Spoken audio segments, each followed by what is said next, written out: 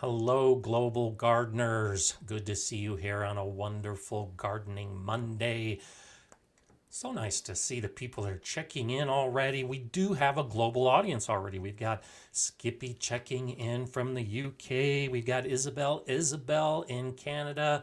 A whole bunch of people from throughout the United States. Carol Woodward and Iveth checking in from Texas. Dennis and Sharon and Pat are checking in from a snowy Colorado.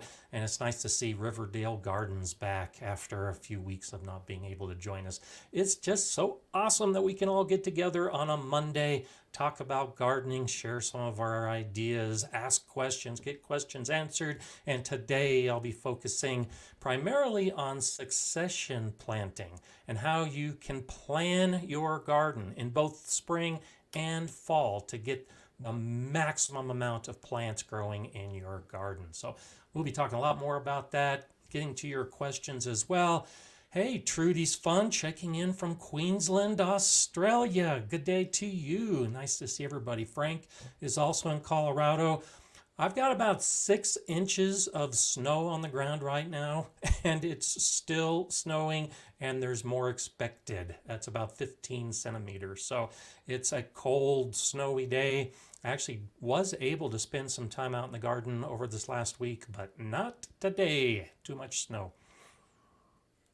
And the picture behind me today is my garden from an earlier snowstorm. I was going to update it today, but the snow was falling and I really couldn't get a good picture. But this gives you an idea of what my late winter and early spring typically looks like in my Colorado garden. So I'm anxious to get started. I did have tulips and daffodils that started peeking up above the mulch this week. So for me, that's a huge sign that spring is beginning. I know many of you already have your spring flowers in bloom, but for me, the plants are just starting, and it's just wonderful to know that the season is going to happen. It's coming. Good to see you, Garden Dilemma in Southern California, Greg Daner in beautiful Massachusetts, 60s and sunny all week. We're going to be just above freezing for the next few days. Another chance of snow tomorrow, another chance of snow on Friday. So that's typical for this time of year. And let's see what else we have popping in right now. Jay Varner, low 60s in Virginia today. I love Virginia. I love the East Coast on this time of year. I've lived on the East Coast in the past, in New England primarily, and this is just such a wonderful time of year on the East Coast of the United States. Tamara checking in from Northern California. It's always nice to see you there. Carla's saying, nice thing about the snow, maybe it will cut down on the fire season. I certainly hope so, especially in Oregon and California and Colorado. We all had record fire seasons last year. So the snow is helping right now. Let's hope that it actually soaks in and helps out a lot of our forests and wildland area.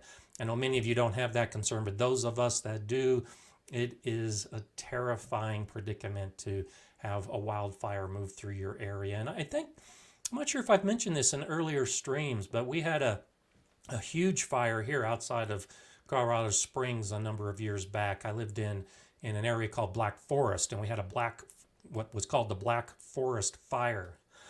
At the time, it caused the most damage in the history of Colorado when the fires came through and burned over 500 homes, and it just missed our home. From our backyard, we could see the houses just on the other side of the field that were burned and were damaged. And we were evacuated for 11 days as the fire went up and back and left and right, and it just burned the whole area. It was terrible, absolutely terrible, devastating.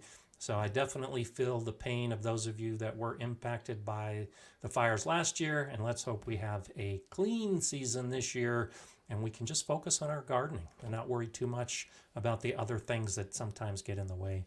John Heffenecker, good morning from Aurora. I bet you've got some snow on your front as well. Sharon Stock is in Wyoming. Vasavan in Oman. That's amazing. Great to have you here. Very hot. 40 degrees Celsius. Let's see, that's about 104 degrees Fahrenheit. So Very tough gardening area. I know that for sure. You're probably not growing much outside, but great to have you here. Great to see that we really, truly are a global audience. And so, with that thought in mind about how you garden in hot and dry areas, Mage Grey Wolf was asking about sunken beds right before we started the live stream today. And so, let me talk a little bit about sunken beds. And so, because I live in a very dry area and it can be very hot in summer, it's often recommended to me by other gardeners to have a sunken bed, or I'm asked a question about having a sunken bed. And I have family in Arizona and the same idea. The desert southwest of the United States, sunken beds can be a great idea. And in a country like Oman, it may be a great idea. And here's the idea.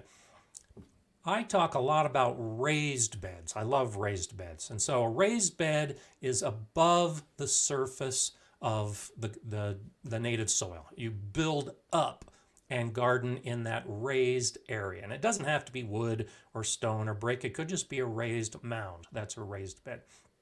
Many benefits to raised beds. You can see my videos if you haven't already talking about all those benefits of raised beds. One of the big issues is that raised beds can get warmer than an in-ground bed. And they also tend to drain better. So any rainfall or watering that you do will drain through the raised bed and then dissipate into the ground. So if we invert that idea and instead of building up, we in fact dig down and plant our beds below the surface of the soil. Now, instead of having it warm faster and stay warmer, it actually tends to be cooler.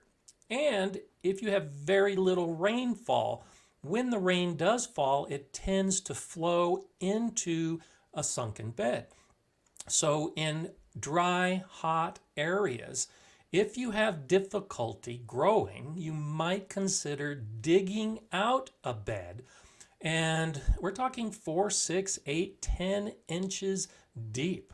Dig a bed that goes down 10 to 12 centimeters below the surface so that it starts cooling. And you can go down deeper than that.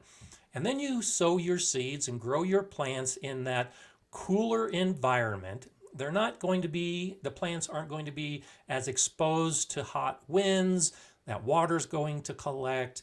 And plants might do better before the heat of summer, but in those time periods in the shoulder seasons when it's too hot to grow in a raised bed, you might be able to grow in a sunken bed. Now, I don't garden in sunken beds, even though one of my fellow gardening experts in this area teaches classes as well, and he advocates planting in a sunken bed. The issue I have in my area has to deal with our weather. And I talked about this a few weeks ago.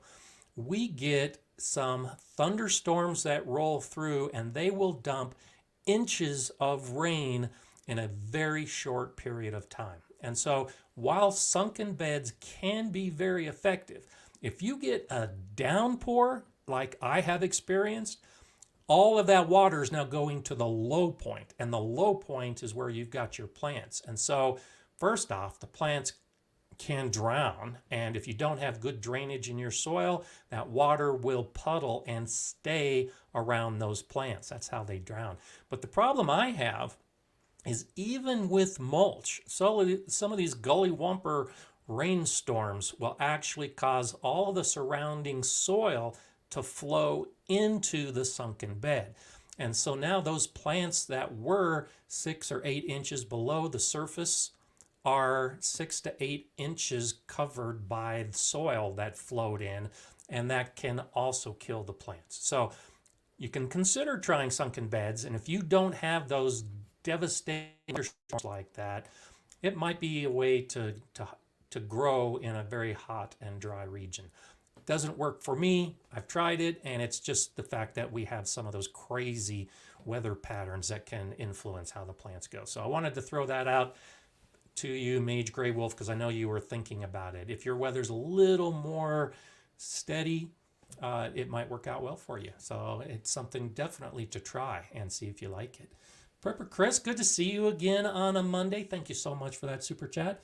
He's asking, do cherry tomatoes grow slowly than beefsteak? My experience is it's just the opposite.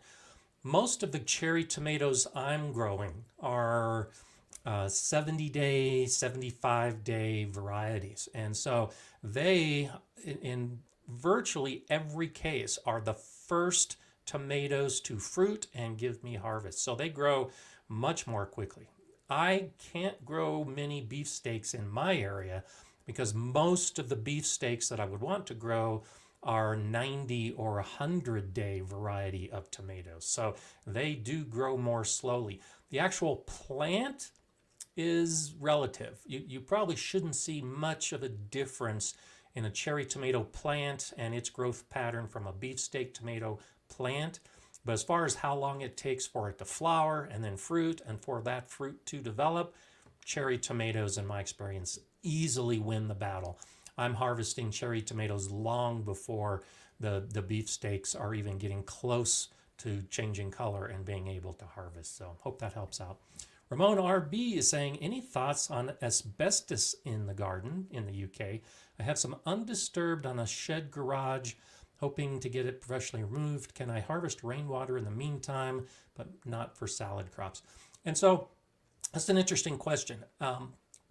We have less and less concern with asbestos in the last couple decades since it's really become known as a health hazard.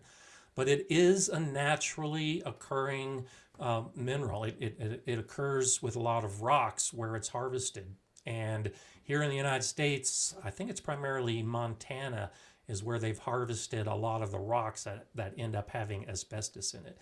It is possible if you're using something along the lines of vermiculite. The vermiculite could have some asbestos in it depending on the source of the vermiculite. And so I have seen some studies and some research that do identify that as a potential problem. And so if you're using vermiculite and you might have some concern about the asbestos, wear a dust mask anytime you're working with the vermiculite.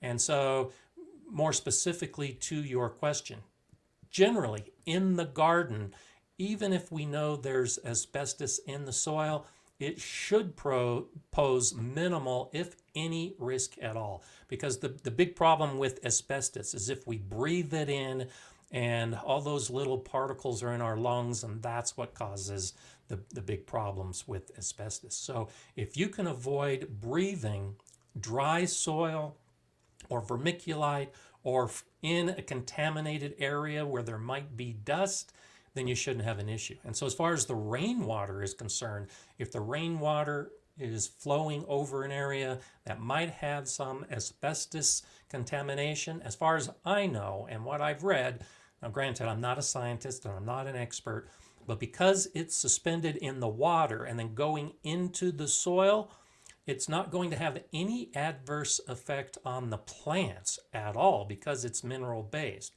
Its biggest impact is on us if we breathe it. So avoid breathing anything that might be dusty or dry.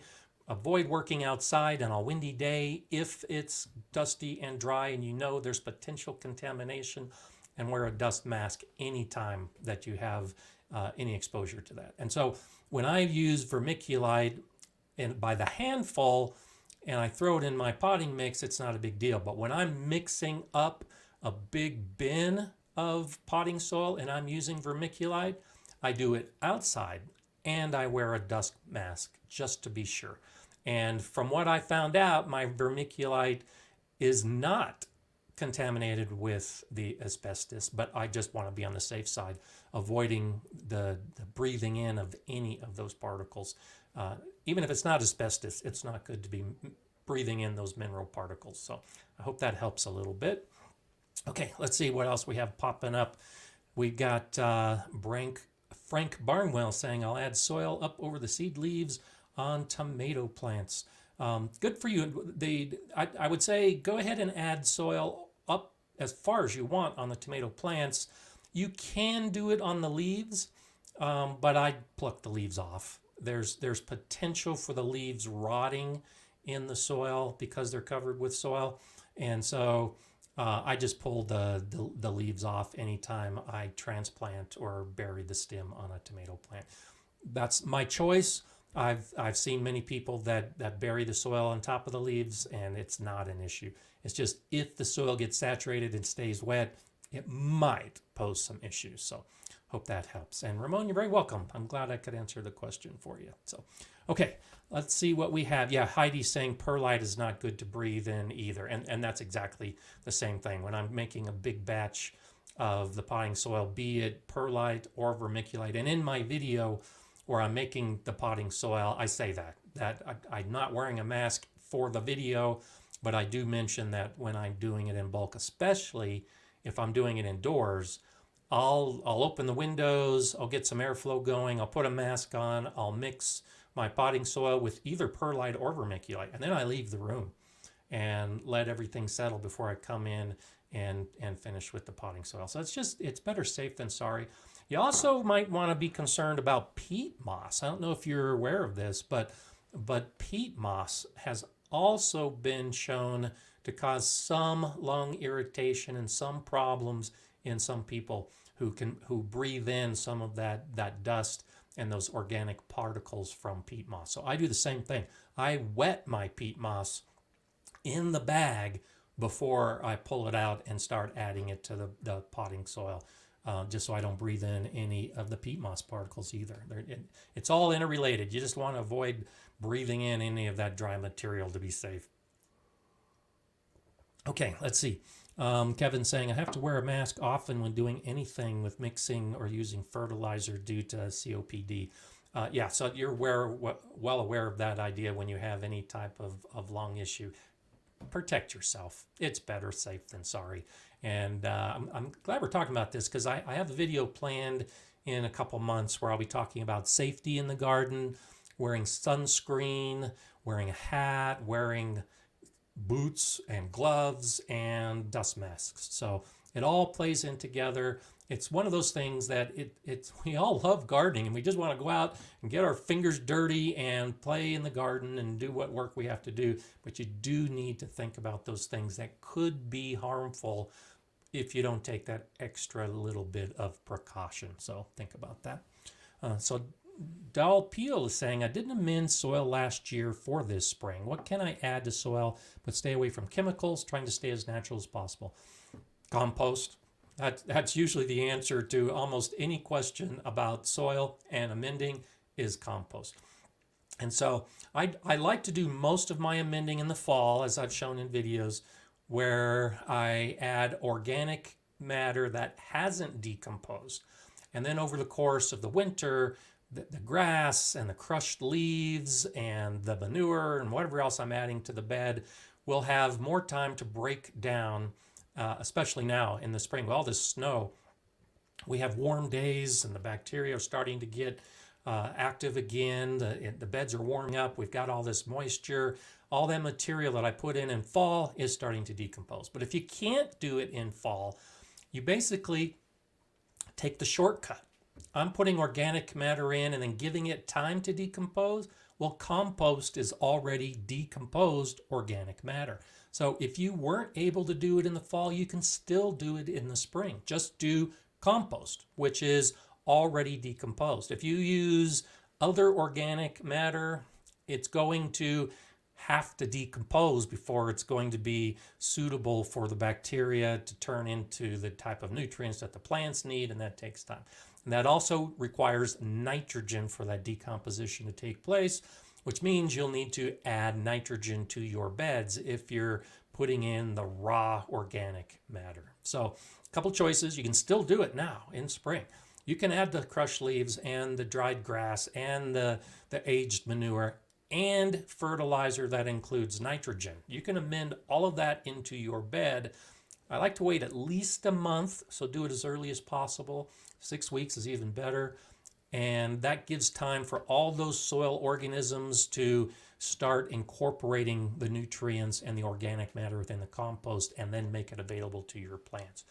Or you just use the compost, same thing. Put the compost in, wait 4 to 6 weeks before planting, and you'll be able to do fine in the spring. And your plants will love you for it because you've amended with a really good, organic, helpful material to help out your soil. So Estera is saying, are ants a danger to my compost pile? I see many different answers on this case and would like your view on it. I don't think so. I don't have a problem with ants anywhere in the garden. Now, I don't live in the southeast of the United States where fire ants are a problem. If I had fire ants, I would do what I could to get rid of the fire ants because I've got my grandkids coming into the garden and I don't want me or them to have an adverse reaction to a bite from a fire ant. But ants are fine. And actually, ants in a compost pile, say a couple things. First off, in a hot compost pile that raises the temperature very high, you're not going to have ants. So if you have ants, that means you have a cool compost pile. There's nothing wrong with that, but that's one of the indications that your pile is not heating up to the high temperature. It's because you've got an insect like ants that could crawl in it.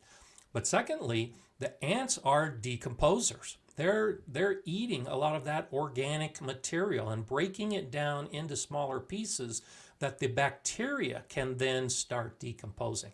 So ants can be actually quite beneficial to your compost pile if you have a cool pile, because beetles, ants, slugs, there's lots of insects and small animals that can help you break down that material and allow it to decompose faster. So that's my take on it. I have very few issues with ants anywhere in the garden, but if they're in my compost pile, I think that's great because I like lazy composting. I do cool composting, and any insect or animal that helps hasten the process is welcome in my book. Ants fall into that category. So hope that helps. Growing with Donnie is saying, is it okay to mix coffee grounds with my mushroom compost for all my containers, or is it crop dependent? It's beneficial. The spent coffee grounds is the key. Once the water's gone through them and you've got the acid that's been diluted out of it, and you just have the spent grains, there's still some nitrogen component in there, and it is organic. And so adding it to potting soil in your containers is another way of adding organic matter to any container or bed that you're using coffee grounds. So it isn't so much dependent. I know one of the concerns that gardeners tend to have is that if you put coffee grounds in your soil, it's going to acidify the soil. Therefore, it's plant dependent so that it works best on those plants that like an acidic soil. But if they're used and spent coffee grounds that you've already put through your coffee maker, you're not going to have that issue with a highly acidic solution. And so it really has minimal effect on the pH, which is why you can do it in any container and for any plant. So, okay, let's see what we have popping up here as well. Let me scroll back up just to see if I missed anything. So Dell's saying 10-4. That's good. Glad that you helped out. Yeah, and Cal1699 says fire ants are the devil. I lived in Texas and Oklahoma for a while, and on the periphery of where I lived were fire ants. We just stayed away from them. You just don't want to mess with fire ants. And they're one of those insects that are very difficult to get away with. I've seen some studies that show that boiling water poured right into the mound does have a 40 to 60% effective rate. But most of the other home remedies that are used for fire ants really don't work well. And so now you almost have to revert to chemical control, and I know a lot of us just don't like to do the chemicals in our garden. So fire ants really are from the devil. So I hope those of you that have them can deal with them in some way, and those of you that don't have them, you should be very thankful for that. And so Chris is saying, what's a good fertilizer for raspberries, blueberries, and blackberries? And so raspberries, blueberries, and blackberries, once you put them in, they're permanent. They're in that bed for years and years to come. So the way I approach it, it's the same way I approach asparagus. And if you've seen my asparagus video, this is the philosophy and the method that I use. I amend the soil beforehand as much as possible. So when I put my raspberries in last year, and when I'm putting blackberries in, maybe this year if I can get the bed ready to go, all of the berry plants, I amend the soil as much as possible, putting a lot of organic matter into it and trying to develop that base of nutrients that is going to be there when the plants start growing. Because I'm not going to be able to get in and amend the soil. And so the underlying philosophy of fertilizer is if the soil is healthy, you don't need fertilizer. And that's why I take this approach. I try to make my soil as healthy as possible, as nutrient rich as possible, so that I'm not reliant on fertilizer. And then I mulch, usually with a thin layer of leaves and grass and straw, whatever I have available, and then I put wood chips on top of it. So my raspberries have a rich soil, and they've got a base of straw, and then they've got wood chips on top of them. And that's what they're growing in. And so I honestly do not fertilize my berry plants. I do the same thing with my currants and my gooseberries and my aronia. Once I build the bed and once I use the mulch, I'm not fertilizing. Now, in the spring, I will add a layer of compost on top of the soil. And so it's effectively the same as no-dig gardening, where every year I'm adding compost to the top of the soil. The difference is that in no-dig gardening, you're adding that compost and then you're planting in it. My difference is that because I have all that organic matter in the soil when I created it, it's going to decompose and that soil is going to settle. So I need to replenish that organic matter on a yearly basis. And I do that with a couple of inches of compost. And so the earthworms and the beetles and all the soil organisms will incorporate that compost on the surface into that rich soil that I've already created. And it's all covered by the mulch, so it stays relatively moist and allows all of that soil life to benefit my plants. That's the approach I take. Another reason I don't have a standard fertilizer is because unless you do a soil test, you don't know what your soil is deficient in. And so a lot of times you'll see recommended a balanced fertilizer, like a 12-12-12 for berries, or it might be a little higher with the phosphorus to help promote some of that flower and fruit development. And so you might see like an 8-15-12. That's fine, but that doesn't take into account your actual soil, because your soil may have ample amounts of phosphorus and potassium. You might need to add extra nitrogen. So I just hesitate to recommend a particular fertilizer for all situations because all of our gardens are different and it really depends on what kind of soil you have. So if you've got berries in the ground and you didn't do the process of that heavy amending and then the regular addition of compost, my suggestion is get a soil test, find out what your soil is deficient in, and that will determine what type of fertilizer you use. Because when we fertilize, we're feeding the soil, not the plant. We're giving our soil the extra nutrients it needs, and then the soil will feed the plant. And that's the best way to approach gardening, in my perspective, is make your soil happy, and then your plants will be happy. So I probably wasn't the answer you're expecting, but that's the way I approach it.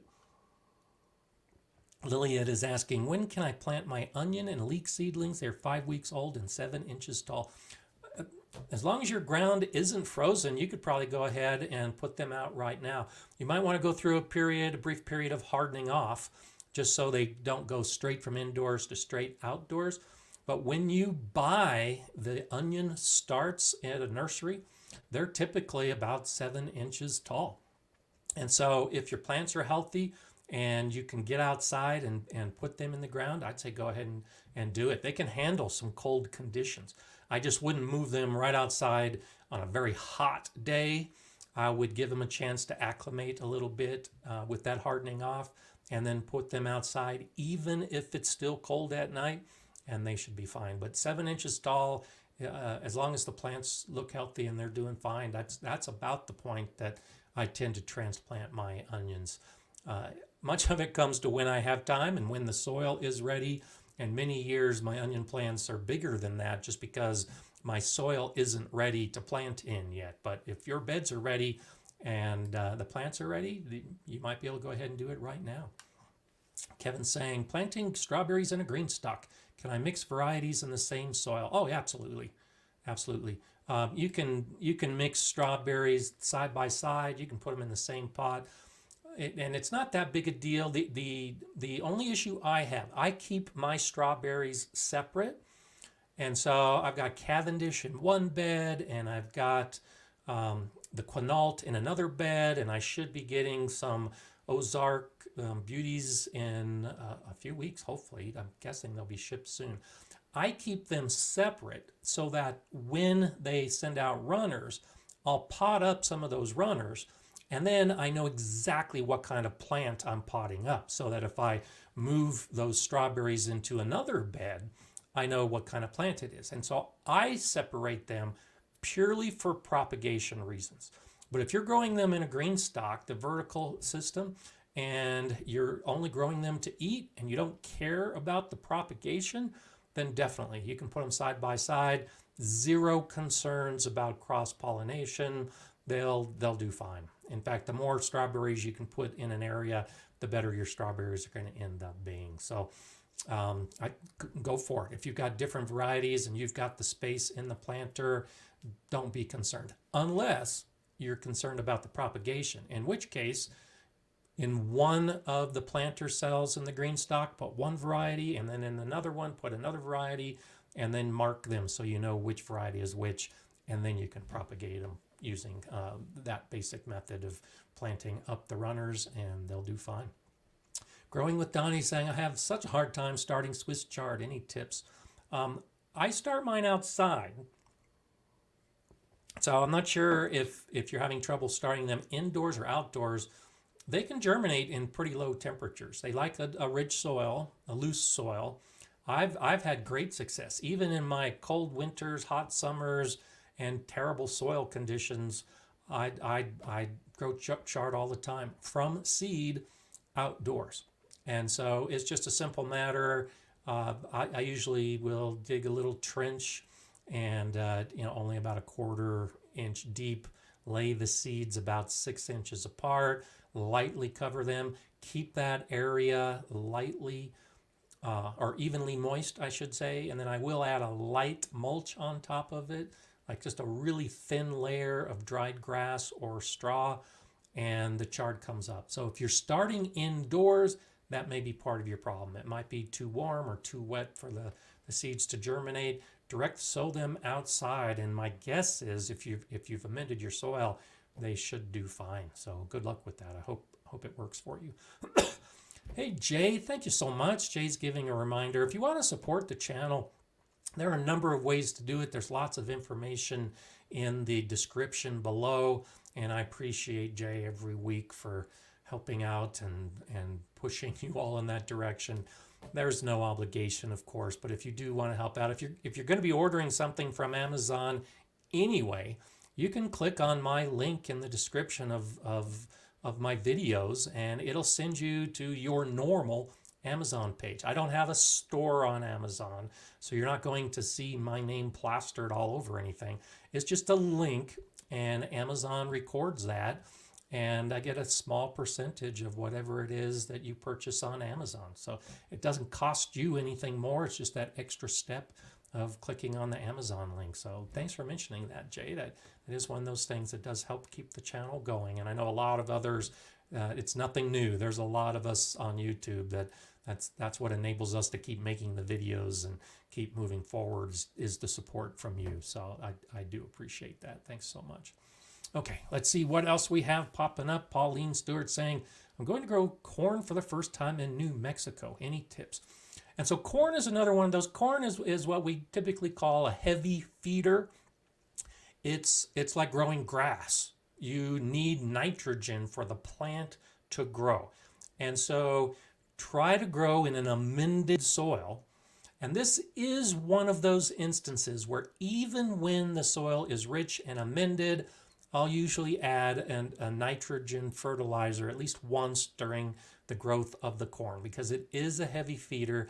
And I know from my soil tests that my soil is deficient in nitrogen. So even with the addition of organic matter, I can expect that the corn is going to use up all of the nitrogen that I've been able to put into the soil in the fall and winter and spring. So plan for a fertilizer heavy on the nitrogen some point in early to mid-season growing the corn. Grow it in a block. Corn is a little bit different. It's a lot different than most of the plants we're growing because it's pollinated by the wind. And so you can have all the bees in the world and they won't pollinate your corn. The corn requires the wind to blow so that the pollen falls from the tassels on the top of the plant down to all those little hairs that are growing at the bottom of the plant. Each of those little hairs corresponds to a kernel of corn, and they need to be pollinated to grow. So if you grow them in a block where you've got plants side by side next to each other in a group, you're going to have better pollination success. If you grow corn in just one long row, you probably aren't going to have very good pollination just because the wind may be blowing in the wrong direction and all the pollen ends up on the ground. So get a block depending on how much corn you're going to grow. Let's say it's 6 foot by 6 foot square, and then you plant your corn within that square, and that's how you can have good success with the corn, is on those windy days that it'll pollinate, and then you'll be able to harvest. It's good to try to maintain the water balance with a nice moist soil. One of the things about corn is it can be easy to overwater.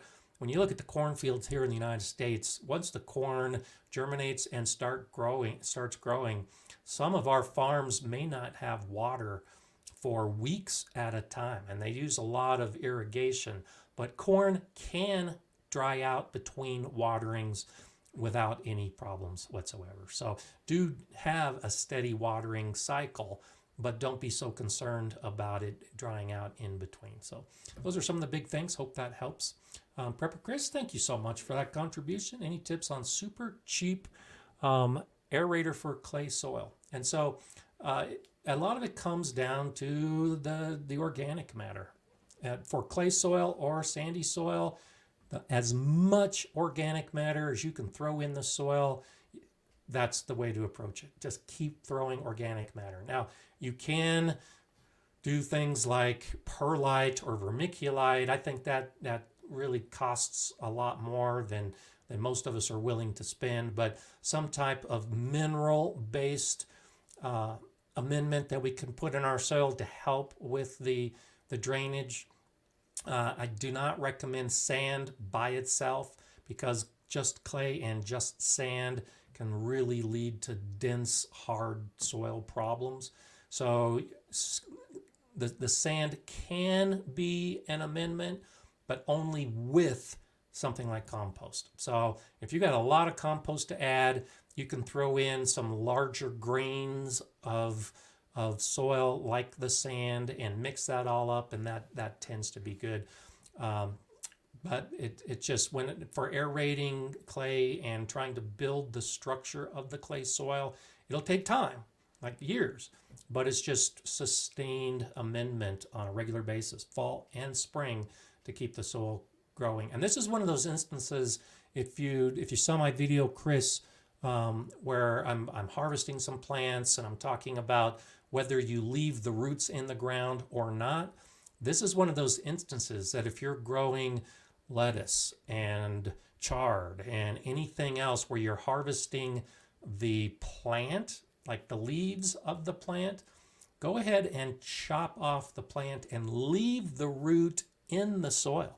So in clay soil, if you can have some of these deep-rooted plants and then leave those roots in place, that's another way to really help add air into a clay soil and also add organic matter at the same time. So just a couple ideas to maybe help out a little bit.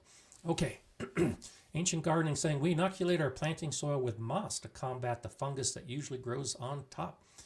That's a good idea. Now, fungus is one of those things, depends on the fungus, but if you've got a problem with something growing on the top that you don't like, yeah, that's definitely an option. I use mulch to deal with some of those issues. My area is not wet enough to grow moss, but great idea. You know, a cover crop of some type on the soil can definitely cover up a lot of other issues and help reduce issues, especially if you have a harmful pest or fungi issue. You can grow something else instead. Barbara Finley saying, I'm confused on brassicas. My evening temps are 30s for another week, then 40s next week. Can I sow broccoli seeds outside in containers now, or too late to start them inside? A lot of it depends on the rest of your season, so I'm not sure how long a season you have, but you can definitely start sowing seeds when you're in the 30s and 40s Fahrenheit. That's roughly 0 to 4 degrees Celsius. You can definitely sow seeds, the brassicas, at that time. Now, they might not germinate right away. It may take a longer time for them to germinate, but you can definitely do that. One of the issues, if you think you're getting late in the season, is starting indoors is always an option, especially if you're growing something like broccoli. Starting broccoli indoors and then transplanting is a great way to get the plant into your garden. One of the biggest issues, though, is if you start indoors, now you've got to wait for the germination, then wait for the plant to start growing, and then wait for the plant to get big enough to transplant, and then harden it off, and then put it in your garden. And if you sow seeds outdoors at the same time, once the temperatures start regularly warming above freezing, you might actually have better results with that direct sowing outside, because the plant outside is going to germinate when the temperature is right. Then it's going to set down the roots and the plant's going to start growing, and you don't have to worry about the plant reaching a certain size to transplant. You don't have to worry about hardening off. And so by the time you would be moving the indoor plants outdoors, you might have a really nice, robust brassica growing in your garden bed. So this is another one of those, try it both ways and see which works best for you. But as long as your soil can be worked, as long as it's not frozen or saturated or covered with snow, you can go ahead and start sowing the seeds, and they will germinate when they're ready to germinate. And brassicas can germinate with soil temperatures that are very cool. And that's quite surprising when you've got a cold day and you see these plants start growing. You don't think they can do it, but they can do it. So give it a shot. One way or the other, I bet you'll have results. So Kimye is saying, I'm noticing my pepper plants leaves are turning light green, yellowish. Used fish emulsion 2 weeks ago. Any thoughts? So it depends on the plants. On most of our seedlings, the lower leaves, especially the cotyledon leaves, those very first 2 leaves, that's completely natural. They're going to turn yellow and fall off probably before you transplant them out in your garden, because they start the initial photosynthesis and then they fade and the rest of the plant takes over. That also happens on other lower leaves. So if you're growing plants indoors and you have your lights directly overhead the plants, well, as the plant grows, those bottom leaves are being shaded out by the new growth. And so even though the plant is underneath lights, the entire plant is not getting light. And so what happens when the lower leaves start having a deficiency of light? Well, then they start turning yellow and falling off. And so it may be completely normal as long as the new growth is green and the new growth looks healthy, then everything is fine. You probably won't need any more fertilizer. If you've got a good potting soil and you've added fish emulsion, my guess is that's going to be good before or until you put them outside. But look at the whole plant. Anytime you've got leaves that are changing color, look at the whole plant. and that will give you an indication of whether it's just those leaves that are being affected or if the entire plant has a problem. And then it's time to figure out what that other problem might be for the plant at large. Marla's saying, moving my garden from Texas to Tennessee. Can you give me some advice? So there's lots of things to think about. Whenever I know I'm moving my garden, I pot up as much as I can possibly pot up. So my rhubarb, my strawberries, even some of my fruit bushes, my raspberries, are all the same plants that I've moved from house to house to house to garden to garden to garden over the years. So whenever I know I'm going to move, I start potting up as soon as possible so that in my new garden, I can have plants that I know I like and will do well for me. So that's one of the things I like to do. I just like to keep that thread going through the gardens of the years so that I know the strawberries I'm growing this year are the same strawberries I was growing 20 years ago. Now, completely different environment depending on which part of Texas you're moving from to Tennessee. I'm guessing Tennessee is going to have a lot more natural rainfall. It's going to be greener. So you will need to learn about your local conditions. And one of the best ways to do that is to contact your Master Gardener Extension office as soon as you roll in. And the Extension Service through the Master Gardeners can give you a ton of information about soil, climate, weather, plant suggestions, everything you would want to know when you're starting a new garden. And you may find out that those plants that you potted up to take with you may not do as well in Tennessee. That happens. But you may also find out that there's something you need to do to give them the best chance for success. And Extension and Master Gardeners can really help with that. And then try to get to know your neighbors and any other gardeners that you might stumble across at a local nursery, and pick their brains as well to find out what plants they recommend, what problems they have, and any ideas that they have as to when to start plants, when to start seeds. It's one thing for me to be here and send out general information to all of you around the world, but the best way to learn how to garden in your garden is to talk to somebody who gardens next door to you, that has that same experience or has that experience that you can develop. So check with all the locals when you get there, and that'll help out. But before you get there, you can do some research, you can do some homework, you can contact the Extension office ahead of time, and if you want, take some of the plants with you. And so let me go ahead and show you something that I came across a few days ago, got an email.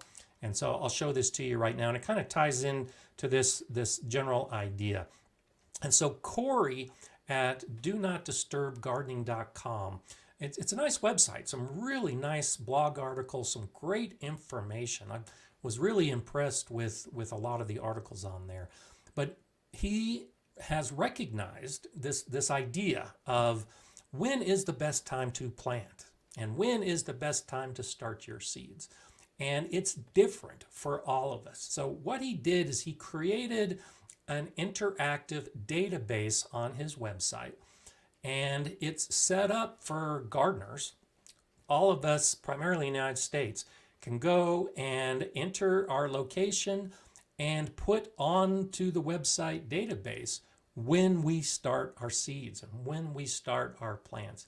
And the intent of this is to create a spot that you can go to. So if you're moving to Tennessee, you would go to a site like this one and look up the location and see what the other gardeners in that area are actually doing. Because this website is designed to be for gardeners by gardeners. And so if you want to participate, I would say go ahead and check this out. Now, it's a new idea. There's just some basic information that he has in the database right now. He's looking for more gardeners to help out, which is why I said I would go ahead and mention it today.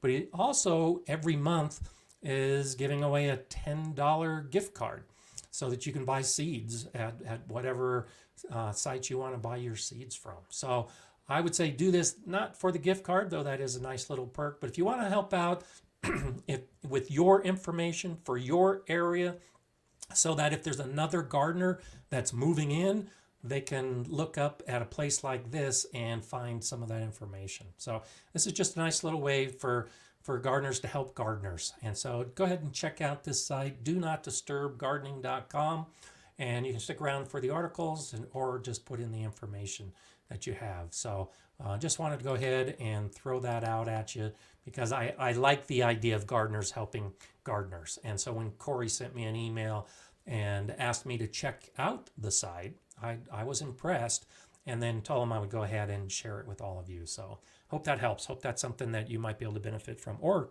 can add your information to. Okay, so it's so nice to be here on a Monday. I know you all have said this before, but I just love Mondays. I just love the opportunity to get here and talk about some of the stuff. And I always try to pick out, topics that I think are suitable for a global audience, be it spring or fall. And that's why I wanted to talk about succession planting today.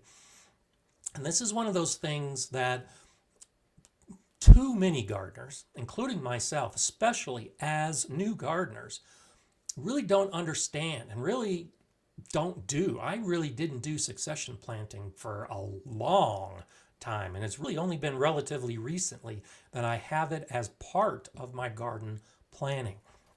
And the idea is that you've always got something growing in your beds. Now, what most of us do, and I was definitely guilty of this, I want to grow beets and corn and lettuce.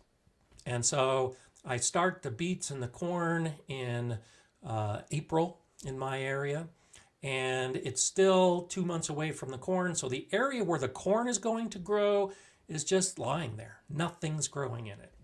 And so I start my lettuce and my beets, and just about the time that they're getting ready to harvest, it's time to start the corn. So I put seeds over in the bed for the corn, and now the corn starts growing. And then I harvest some lettuce and I harvest some beets.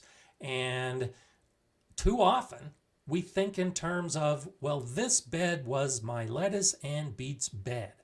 And now it's getting too hot in the summer and they're going to bolt. So I pull up all the lettuce and the beets. And now I don't put anything in that bed until the fall, if then. And I put more lettuce and beets because that's my lettuce and beets bed. And the other bed is my corn bed. And then the corn grows and I harvest the corn. And when the corn is done, that bed is done. And I don't grow anything else in it. That's how a lot of us garden.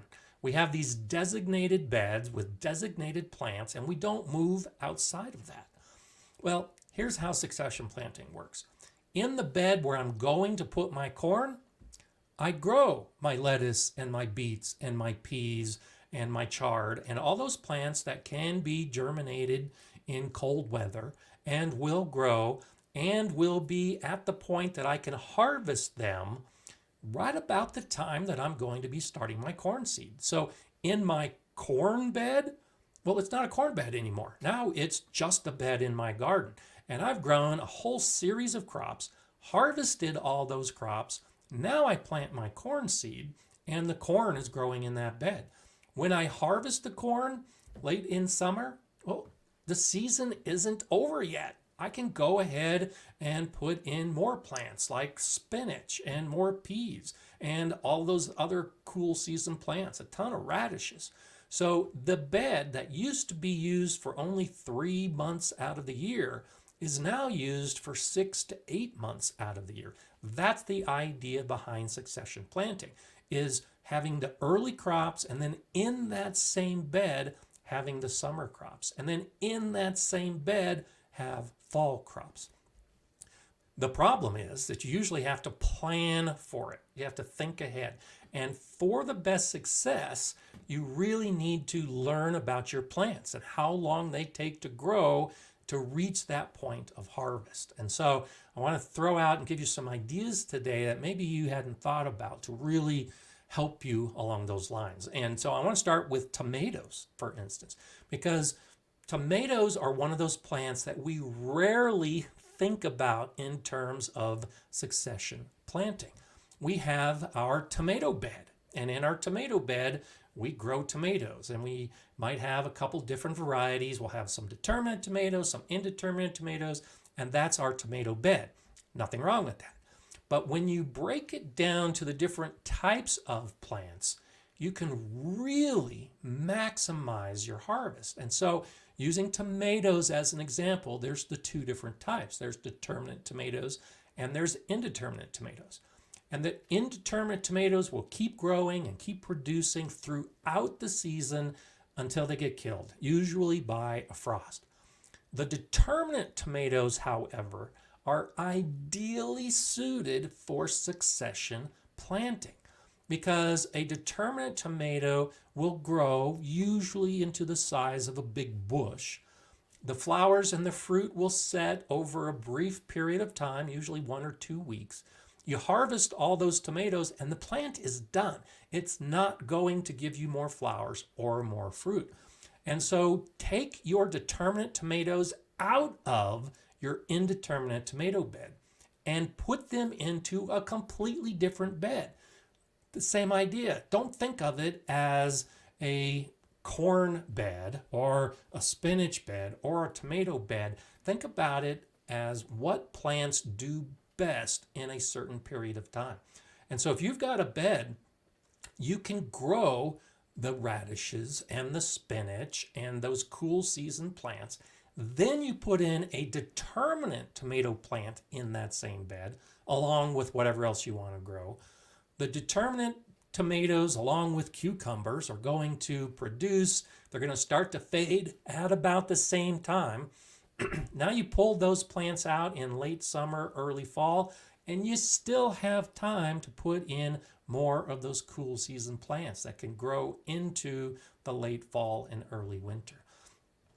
It does take time to think about it. And so those of us now that are in spring and the rest of us that are in fall, if you haven't started thinking about succession planting, start thinking about it right now. What are you going to grow next?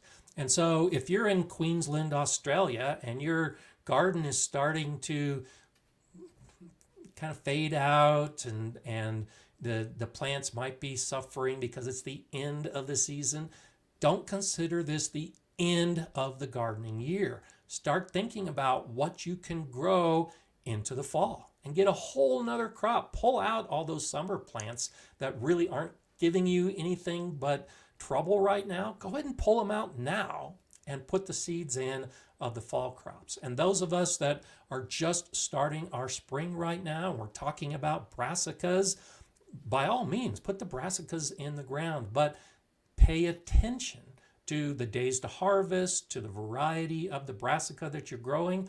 And when you put them in your beds, try to group them so that they're all being harvested at about the same time. And so here's where the succession planting gets really crazy. So let's say I want to grow spinach and radishes and lettuce, all with the idea that I'm going to be harvesting up through the end of May, and then I'm going to pull those plants out and put in cucumbers and squash in that same bed. Succession planting can actually go down more than just a group of plants for a period of time and then a new group of plants. When you look at how long it takes to harvest the plants, well, radishes and lettuce might only take 30 days from the time you put the seed in the ground until you harvest, whereas spinach might take 60 days from when you put the seed in the ground until you can harvest.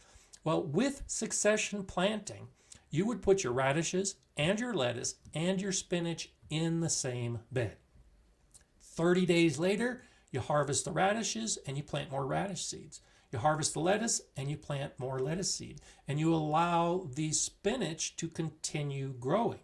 Now, 30 days later, you harvest all the spinach, you harvest all the lettuce, you harvest all the radishes, and you put in a whole new series of crops. And that new series of crops, it's the same thing. If you're growing a summer squash and a winter squash and cucumbers, well, the winter squash typically takes a little bit longer, The summer squash is a little bit sooner. So you've got a bed with pumpkins, and you've got a bed with zucchini, and you've got a bed with some pickling cucumbers. Well, you harvest the pickling cucumbers at about the same time the zucchini's ready. The pumpkins aren't ready yet. You continue to harvest the zucchini and the cucumbers during the whole season, still waiting for the pumpkins. Now, about the time, usually a month before the pumpkins are getting ready to be harvested, the cucumbers have faded. The zucchini plant really isn't producing much anymore. So you pull out the zucchini and the cucumbers, leave in the zucchini, and what do? Now you plant more of the Swiss chard and the spinach and the beets and the radish and the lettuce. That's the way succession planting can work if you anticipate what you want in your garden and how you can keep this pattern going from the early season all the way to the late season.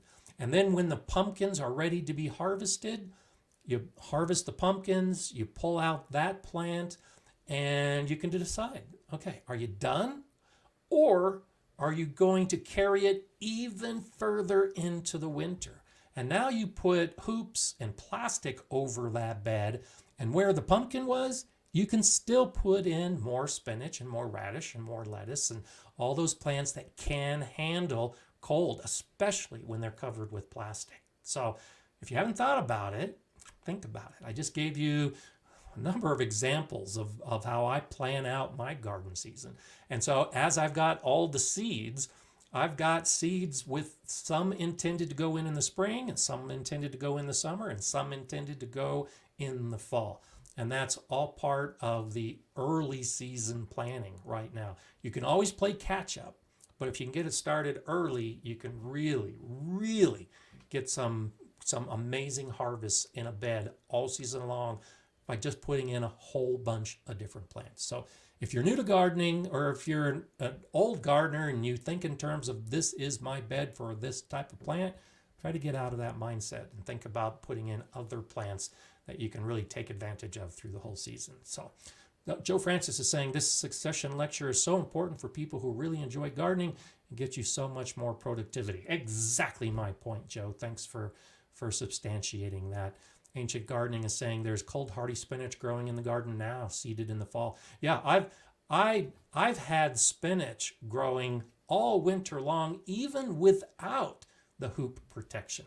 With the hoop protection, the difference is, and I found this out this last year, my beets were growing all year round. The issue I had when I went to harvest the beets in December is that in my area, the ground had already frozen. And so it became difficult for me to harvest the beets that were still alive and growing in December. Whereas if I had put hoops over that area with plastic, the soil would be less likely to be frozen and would have been easier to harvest. But yeah, there's a ton of plants that can grow in the snow. Kale is another perfect one. So Rafael is asking, can you put spinach seed out if only the top 5 inches of your soil is workable? The rest is still frozen. Oh, sure. Yeah. That top 5 inches, especially for a plant like spinach, that's all it needs to germinate and start growing. And then as the season progresses and the rest of the soil warms up, the spinach doesn't have a really deep-rooted system, but yeah, it can start growing below that into what used to be frozen. So absolutely, as long as the topsoil is thawed out and warm enough for germination, then you can put any of those plants in, especially something like spinach. And I actually have a video coming out, I think it's scheduled for Thursday, where I show you my spinach plants and how I saved my spinach seed. It's a little unusual because most of the videos I've been doing show my winter garden, but I actually started filming this video last year, at the end of last year, when things were still nice and green. And then I show how I collect the seed and how I get ready to start seed for the new season. So I wanted to go ahead and release that at this time of year so that if you're interested in growing spinach and saving spinach seed, you do that in the spring. You sow your seeds in spring and then allow the spinach plant to grow. So this is also, it's not exactly succession planting, but it's part of the plantings. If you want to save seeds of the brassicas, save seeds from a plant like spinach, you need to expose them to the warm weather so that they'll bolt. They'll send up their flower stalk and set the seed. Because these plants grow so well in the winter, if you sow them in the fall and grow them through the winter and harvest in the spring, you'll never get seeds from them because they're in their ideal growing environment. They need to be stressed by the heat to send up the flower stalk. And so think about that. You can watch the video here in a few days so you can see how I approach saving the seeds. But I just wanted to throw that out at this time of year for the spinach specifically, but for all of these brassica plants. Build that into your plan. If you want to save the seeds, then build that into your calendar of how long you're going to leave the plant in the ground so that you can harvest the seeds. And so while I talk about spinach and lettuce and radishes being real quick crops, you do have to add a couple months to that timeline if you want to save seeds. Patrick, good to see you. Thank you so much for that contribution. Outstanding summary of succession planting and planning. Thank you. You're very welcome. And I hope it's something you and everyone else can use, because it really does take your gardening to a new level. And you've heard me say this time and time again, is I want to help you all become better gardeners. And succession planting is one of those things that when you understand the concepts and then start doing it, oh man, it just opens up a whole new world of gardening. And it does open up the problem with you buying too many seeds now, because if you know all you're going to be growing is spinach and corn, it's really easy. You just buy spinach and corn seed. But now when you're going to be doing succession planting, you've got to buy all those extra seeds for both seasons. And I just did it this week. This week I bought some more pea seeds because I realized I didn't have enough pea seeds for both the spring and the fall. And so I had to buy some more seeds. And that's a big concern, is if you don't plant it now and get your seeds now, then you might not be able to find the seeds in the fall when it comes time to plant. So yeah, it's so much fun. So much fun to try to do it. Okay, let's see. Masabi Gal, good to see you here today. Planning a greenhouse. What's the best space for the building? Dirt, concrete, raised beds. And so when I was growing in the greenhouse, we started with the bare dirt. And I won't even say soil. I like to use the term soil, but this was bare dirt. There was no enrichment to it. It was just the base that we put beds on in the greenhouse. And monitored the temperature. And it was a greenhouse. The temperature stayed nice and warm. But when I added gravel on top of the soil, the temperature immediately raised between 5 and 10 degrees, sustained through the course of the day. And so when you're looking at a greenhouse and what kind of base you're going to use, you need to think in terms of the purpose of the greenhouse. And so for most of us, we're doing a greenhouse so that we can start plants earlier in spring. We can keep them alive later in fall. And it's usually the nighttime temperatures that devastate our plants. When it starts getting below freezing at night, that's when our plants are going to die, even in a greenhouse. But if you can use something that can absorb the heat, like gravel or brick or stone in your greenhouse, then your nighttime temperatures will stay warmer, because during the day that gravel is collecting the heat, that rock is warming up, and then at night it's releasing that heat into the air, which is helping to keep your greenhouse warmer. And so with that in mind, I think the best material in a greenhouse is anything that is a rock or a brick that can absorb and hold that heat. And so when I do my greenhouse, that's what I'll do. Is I'll have a central path of gravel to serve that purpose. And it really does make a difference. It does tend to make the greenhouse hotter during the middle of summer. So you do need to make sure that you have good ventilation so that the greenhouse doesn't get too warm during the day. But that's what I would recommend. That's what I had great success with, and I could measure the temperature difference from the bare dirt to the gravel on top. Okay, Jay Dixon is saying, I'm side-eyeing your concept of too many seeds as I am organizing hundreds of packages. Yeah, I know that's a joke. You've seen my videos where I've got my seeds, and it just never stops. This last week, I bought, I think, 15 packages. The week before, I think I ordered 18 packages. It just never stops. And part of it is the succession planting. As I'm sitting down and looking at the hundreds of packages I have, I realize even though I've got all these plants to choose from, I don't have enough of the plants that I really want to be growing. So I appreciate that comment because it can be a little overwhelming over time. Paul is saying, I went from growing a few things to being able to call myself a gardener thanks to videos like yours. Well, thanks, Paul.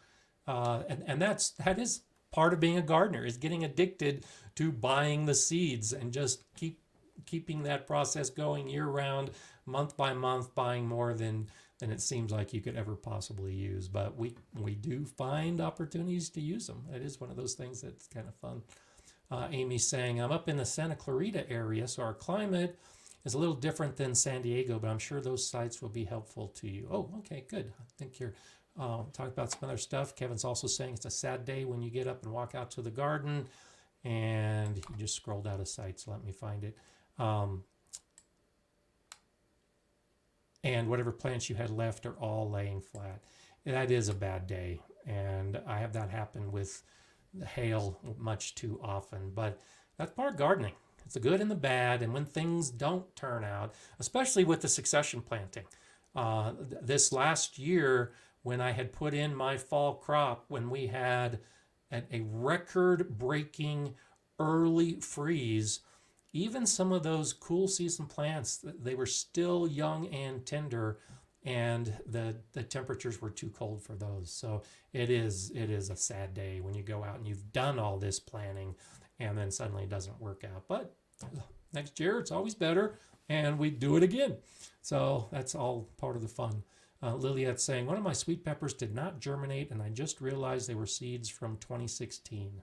Too old. No, I would say not at all. I've got peppers that I'm growing right now, and they're doing fine. In fact, I included them in the video that I just recently, or I guess I did it on the day before. I think I showed a picture of the condensation in my video about the tomato seeds. But I planted pepper seeds that were 4 and 5 years old. Well, I guess 2016. I had some from 2014 that are in that tray, and they germinated. So pepper seeds, if they've been stored in a nice, cool, dark, dry area, can go a long time. And last year when I test germinated, I had some pepper seeds that were 7 years old, and they still germinated. So sometimes it's just having the patience. Now, not all of the seeds are going to germinate. And so when I was test germinating those 7-year-old seeds, I think I had an 80% or 85% germination rate, which is pretty darn good. But that still means some of the seeds aren't going to germinate. And it may just be the seed you had is the seed that wasn't going to germinate because that one was no longer viable. But I would not put a limit on pepper seeds like that. They can really go a long time. Linda Hardwick is asking, what about soil and succession planting? Is it good for microorganisms to have more plant roots to feed on? There are different types of microorganisms, and that's a really good question because there are different zones around plants that the different microorganisms are acting upon. They're acting upon both the plants and the exudates from the plants and the organic matter in the soil. So we're talking billions of different types of fungi and bacteria at play. And so, yes, I think it is beneficial to have plants growing in your beds as much as possible because of that interface between all of these microorganisms. So yet another reason why if you just grow one crop and nothing else, your soil is not going to be as good as it can be But if you can always have something growing in that bed, sure, the nutrients will be used up by these different beds. But that's why we're doing a really heavy fall amending and why we're adding a couple inches of compost in the spring, so that we have that soil filled with the organic matter that all of these organisms can use. And then as you put your plants in, you give them the food that they need, or at least the environment they need for the best success. So yeah, keep plants growing, and it really can benefit your soil.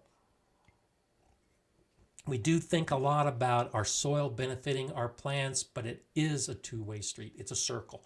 The plants really do need to be there for your soil to get to the point where it is best for all of your plants. And often it doesn't really matter. There are some very specialized bacteria and fungi that will do better with some plants than other plants.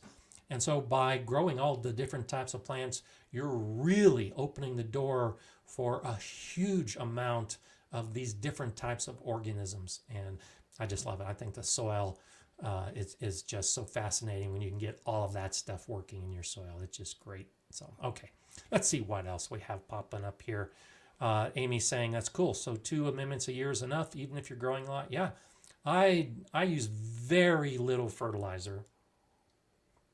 The fertilizer I use is usually once in spring when I'm adding organic matter that isn't fully decomposed, and that's enough.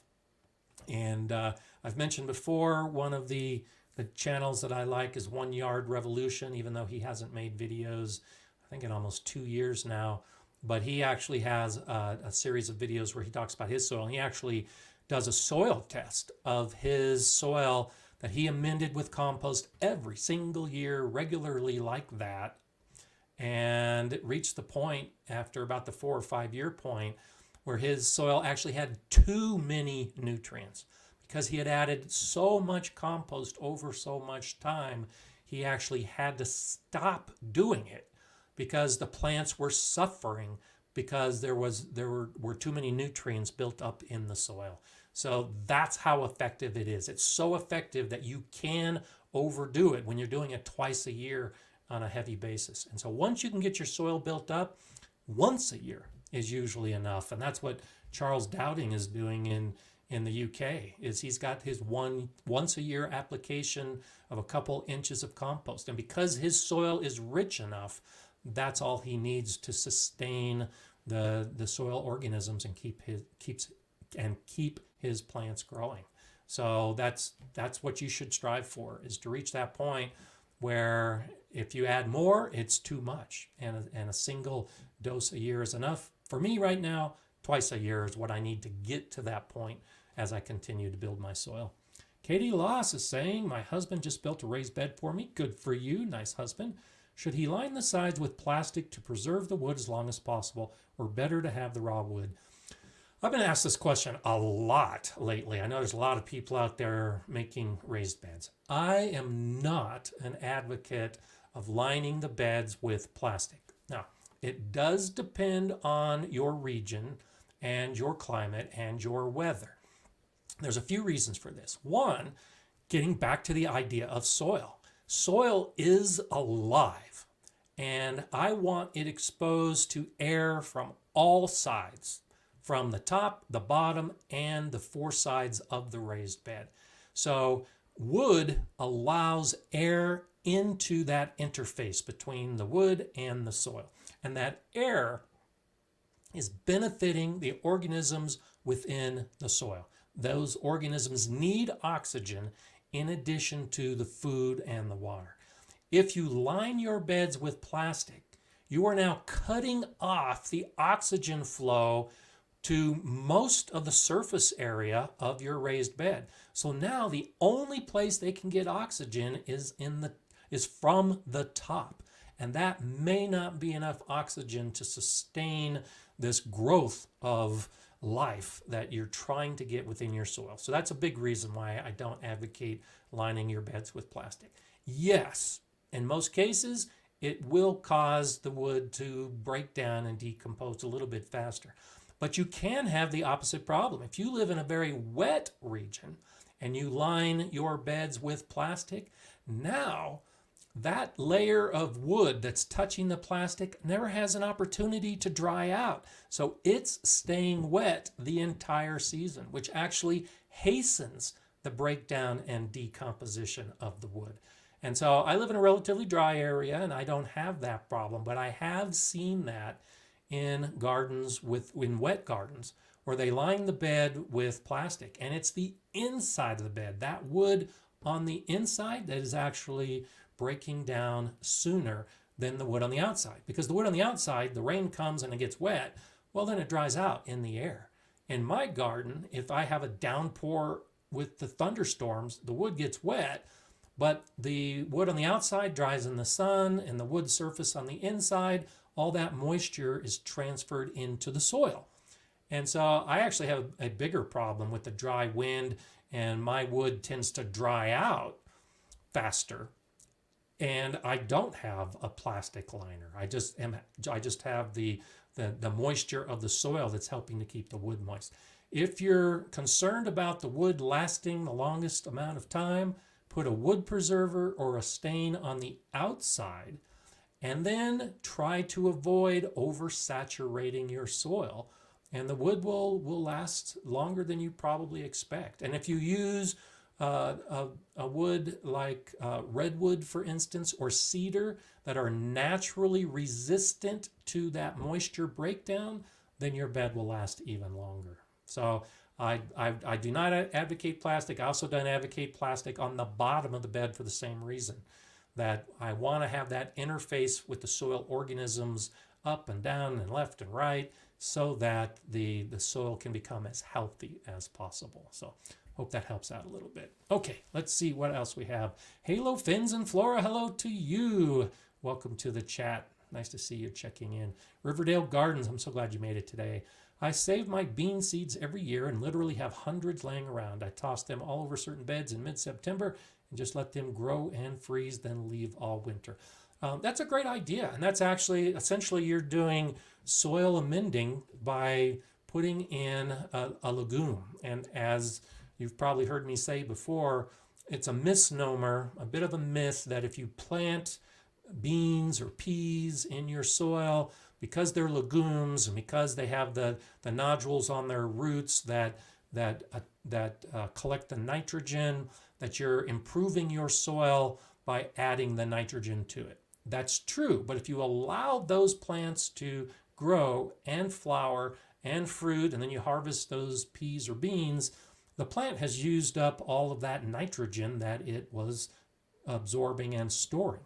But this is a great idea. If you plant those bean seeds or pea seeds that you've collected through the season in the fall and allow the plant to grow, it's still going to be absorbing that nitrogen from the air and putting it into root nodules. But now, if the plant dies before the flowers develop, all of that nitrogen is still in those nodules and in the cells of the plant. So that can be a great way to improve your soil, is exactly that. Planting legumes in the fall and allowing them to die before they flower.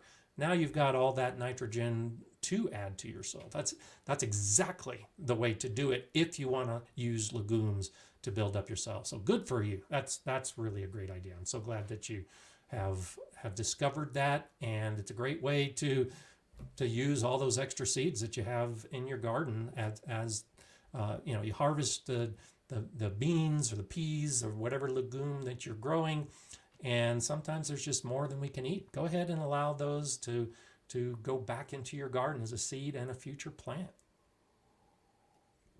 Okay, and so I'm glad you shared that, and that's actually what I wanted to talk about today as I move into the philosophy phase. And you guys are great about this. But the idea is to share your gardening story, and I share a ton of my gardening stories, and I know most of you are here to hear me tell my gardening stories and to share my wise sage advice that I've built up over years of making many mistakes. This is why you all, as gardeners and as part of this global gardening network, are so wonderful, because you're willing to share your ideas and you're willing to share your stories to others who may not know that. And so I'm guessing most of you were not aware of that concept of sowing bean seeds at the end of the season, knowing that they're going to die.